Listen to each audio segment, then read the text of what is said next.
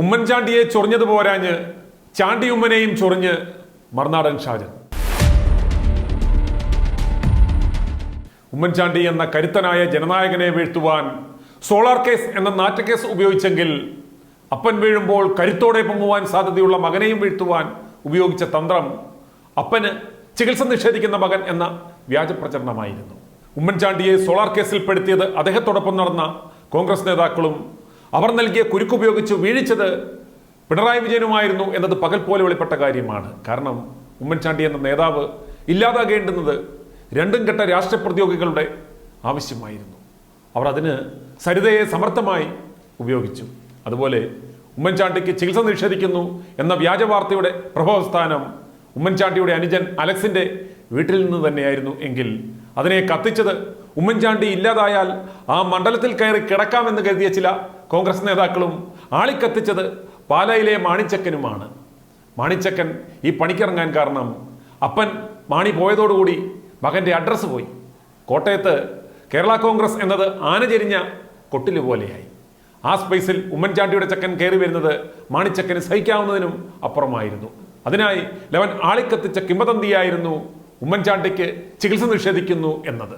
സാക്ഷാൽ ഉമ്മൻചാണ്ടി തന്നെ എനിക്ക് യാതൊരു പരാതിയുമില്ല, എൻ്റെ കുടുംബം എന്നെ നന്നായി നോക്കുന്നുണ്ട് എന്ന് പറഞ്ഞപ്പോൾ പോലും അവർക്കത് സ്വീകാര്യമല്ലായിരുന്നു. എന്നാലും ഞങ്ങളത് സമ്മതിക്കത്തില്ല, ഞങ്ങൾ പറയുന്നത് പോലെ ചികിത്സിപ്പിച്ചേ ഞങ്ങൾ അടങ്ങൂ എന്ന വാശിയായിരുന്നു ഇവറ്റകൾക്ക്. ചികിത്സാ നിഷേധം എന്ന വ്യാജവാർത്ത പരത്തുവാൻ പ്രധാനമായും തിരഞ്ഞെടുത്തത് ഒരേ സമുദായത്തിലുള്ള ഏതാണ്ട് ഒരേ നാട്ടുകാരായുള്ള രണ്ട് ഓൺലൈൻ മാധ്യമങ്ങളെ ആയിരുന്നു. ഒന്ന് മറുനാടൻ ഷാജൻസ്കറിയ, രണ്ട് അസത്യം ഓൺലൈൻ. മേൽപ്പറഞ്ഞ കക്ഷികൾ കൊടുത്ത വിവരങ്ങൾ വെച്ച് നിരന്തരമായ വാർത്തകൾ ഇവർ പടച്ചുവിട്ടു, ആശയക്കുഴപ്പമുണ്ടാക്കി. ഒരുപക്ഷെ ഉമ്മൻചാണ്ടിയുടെ അകാല മരണത്തിന് വരെ ഉത്തരവാദി ഈ വ്യാജവാർത്ത പരത്തിയവരാണ് എന്ന് നിസ്സംശയം പറയാം. കാരണം ഇവർ പടച്ചുവിട്ട വാർത്തകൾ കണ്ടാണ് ഇമ്മ്യൂണിറ്റി കുറഞ്ഞ അവസ്ഥയിലുള്ള ഉമ്മൻചാണ്ടിയുടെ അടുത്തേക്ക് പുതുപ്പള്ളി ഹൗസിലേക്ക് ആളുകൾ ഓടിക്കയറിയത്. അങ്ങനെ എത്തിയ ആൾക്കൂട്ടത്തിൽ നിന്നാണ് ഉമ്മൻചാണ്ടിക്ക് ഇൻഫെക്ഷൻ ഉണ്ടായത്, അത് ന്യൂമോണിയ ആയി മാറിയത്. പിന്നീട് അത് മരണത്തിൽ കലാശിക്കുകയും ചെയ്തു. കുടുംബത്തിലെ കുശുമ്പുമൂത്ത കുത്തിത്തിരിപ്പുകാരെ കൊണ്ട് ഉമ്മൻചാണ്ടിക്ക് ചികിത്സ നിഷേധിക്കുന്നേ എന്ന് പറഞ്ഞ് പിണറായിക്ക് ആദ്യം ഒപ്പിട്ടൊരു നിവേദനം നൽകി. അങ്ങനെ പിണറായിക്ക് കുത്തുവാൻ പാകത്തിൽ പറ്റിയ ഒരു കത്തി കയ്യിൽ വെച്ച് കൊടുത്തു. പിണറായി ഒരു മെഡിക്കൽ കമ്മീഷനെ വെച്ചു, എങ്കിലും ചാണ്ടിയുമ്മനെ അന്ന് കൊന്നില്ല. കാരണം ആ സമയം ഉമ്മൻചാണ്ടിയെ കുടുക്കിയത് പിണറായിയാണെന്നും ഇനി മകനെ കൂടി ക്രൂശിച്ചാൽ പൊതുജനവികാരം തനിക്ക് കൂടുതൽ എതിരാകും എന്ന് ഭയന്നിട്ടാവണം ആ കത്ത് വെച്ച് അന്ന് പിണറായി ചാണ്ടിയുമ്മനെ കുത്തിയില്ല. ഒരുപക്ഷെ അത് പിണറായിയുടെ ഒരു ഔദാര്യമായി കരുതിയിട്ടാവണം ചാണ്ടിയുമ്മൻ പിതാവിൻ്റെ അനുസ്മരണത്തിന് പിണറായിയെ ഇത്തവണ ക്ഷണിച്ചത്. പക്ഷേ പിണറായി ആ കത്ത് സൂക്ഷിച്ചു വെച്ചത് ഉപതെരഞ്ഞെടുപ്പ് സമയത്തെടുത്ത് കുത്താനായിരുന്നു. എന്നാൽ ഈ സത്യം മനസ്സിലാക്കി ഞങ്ങളെപ്പോലെയുള്ളവർ ഈ പൊറാട്ട നാടകങ്ങൾ ജനങ്ങളെ ബോധ്യപ്പെടുത്തി ആ ബോംബ് നിർവീര്യമാക്കി. പക്ഷേ ഉപജാപക സംഘം പിണറായിക്ക് കത്ത് കൊടുത്തപ്പോൾ ഓർത്തത് അതോടെ ചാണ്ടിയുമ്മന്റെ കഥ കഴിഞ്ഞു എന്നാണ്. എന്നാൽ ആ സത്യം ജനങ്ങൾ മനസ്സിലാക്കി. വ്യാജവാർത്ത പടച്ചുവിട്ട ഷാജനടക്കം നാണം കെട്ടു. ഉമ്മൻചാണ്ടിക്ക് കേരളം ഇന്നുവരെ ഒരു രാഷ്ട്രീയ നേതാക്കൾക്കും നൽകാത്ത യാത്രയപ്പ് നൽകി. ഉമ്മൻചാണ്ടിയെയും കുടുംബത്തെയും കേരളത്തിലെ ജനങ്ങൾ നെഞ്ചോട് ചേർത്ത് പിടിച്ചു.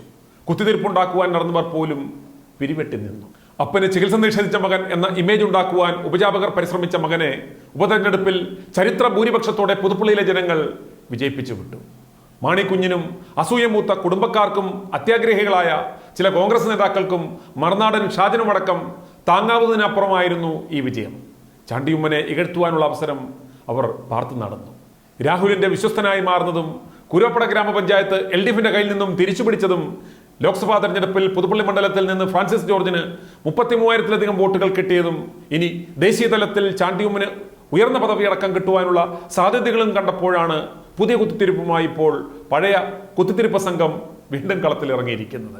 ഉമ്മൻചാണ്ടിയുടെ ഇക്കഴിഞ്ഞ ഓർമ്മദിനത്തിൽ പള്ളിയിൽ ഓർമ്മ കുർബാന നടത്തുകയും അതിനുശേഷം ഗവർണർ അടക്കം പങ്കെടുക്കുന്ന പൊതുപരിപാടി നടക്കുന്നതിനും ഇടയ്ക്ക് അനിയൻ പഴയ കുത്തിത്തിരിപ്പ് അലക്സ് വീട്ടിൽ സമാന്തരമായി മറ്റൊരു പ്രാർത്ഥന വെച്ച് അതിൽ പഴയ ഉപജാപക സംഘത്തിലെ എല്ലാ ആളുകളെയും വിളിച്ചു.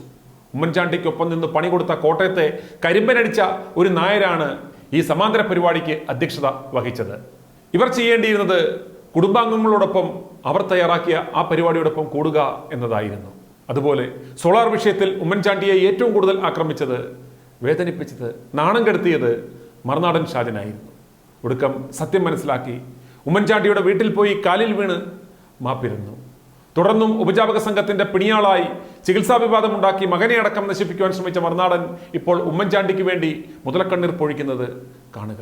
ഉമ്മൻചാണ്ടി നന്മയുടെയും കരുണയുടെയും പ്രവാചകനായിരുന്നു. മനുഷ്യ സ്നേഹത്തിന്റെയും വിട്ടുവീഴ്ചയുടെയും ക്ഷമയുടെയും മാലാഖയായിരുന്നു. ചാണ്ടിയുമ്മനെ തീർക്കുക എന്ന ലക്ഷ്യത്തോടെ ഉപജാപക സംഘം കൊടുത്ത കത്ത് അന്ന് ഉപയോഗിക്കാതിരുന്ന പിണറായി വിജയൻ ചാണ്ടിയുമ്മൻ വിളിച്ച പരിപാടിക്ക് പോയി പ്രസംഗിച്ച വിരോധം തീർക്കുവാനാണ് ഇത് എന്ന് ഇതിന്റെ പിന്നാമ്പുറ കഥകൾ അറിയാവുന്ന ആർക്കും മനസ്സിലാക്കുവാൻ സാധിക്കും. കുടുംബക്കാർ നടത്തിയ സമാന്തര കുത്തിത്തിരിപ്പ് പരിപാടിയും മറുനാടൻ സ്കറിയയുടെ കരച്ചിലും കൂട്ടി വായിച്ചാൽ അരിയാഹാരം കഴിക്കുന്ന ആർക്കും കാര്യം മനസ്സിലാകും ഇത് ആരെ ലക്ഷ്യം വെച്ചാണ്, എന്ത് ഉദ്ദേശത്തോടെയാണ് എന്ന്. പിണറായിയെ അറയ്ക്കുന്ന കേരള സമൂഹം ഈ കുപ്രചരണം ഏറ്റെടുക്കുമെന്ന ഏക പ്രതീക്ഷയിലാണ് ഇവർ. ചികിത്സാ നിഷേധ കുപ്രചരണ സമയത്തും അതിന്റെ മുനയൊടിച്ച് ജനങ്ങളുടെ മുന്നിൽ സത്യം വിളിച്ചു പറഞ്ഞത് i2i ന്യൂസാണ്. ഇപ്പോൾ കത്തിച്ചു കൊണ്ടുവരുന്ന അടുത്ത ഉടായ്പും ഞങ്ങളിതാ ജനങ്ങളെ തുറന്നു കാണിക്കുകയാണ്. മുതലക്കണ്ണീരൊഴുക്കുന്നവരെ ജനങ്ങൾ തിരിച്ചറിയുക, അവരുടെ ഉദ്ദേശം എന്താണെന്ന് മനസ്സിലാക്കുക. i2i News, an eye for truth. i2i News subscribe ചെയ്തിട്ടില്ലാത്തവർ ഇപ്പോൾ തന്നെ സബ്സ്ക്രൈബ് ചെയ്യുക. നോട്ടിഫിക്കേഷൻ ലഭിക്കുവാൻ ബെൽ ബട്ടണും അമർത്തുക.